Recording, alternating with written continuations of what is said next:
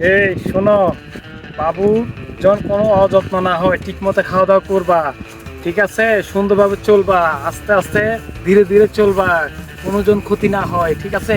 এই দাঁড়া, অটো পাইছি।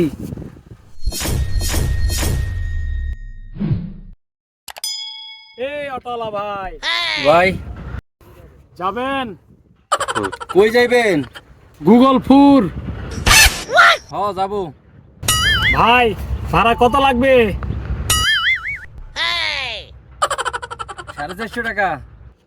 ভাই যদি হয়ে যায় তাহলে ভাই 400 টাকা দিয়েন।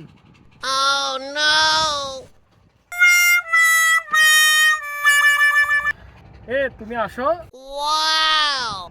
আপা আপনি উঠেন না কা? মানে আমার কাছ থেকে 800 টাকা না নেবে ততক্ষণে আমি যাব না।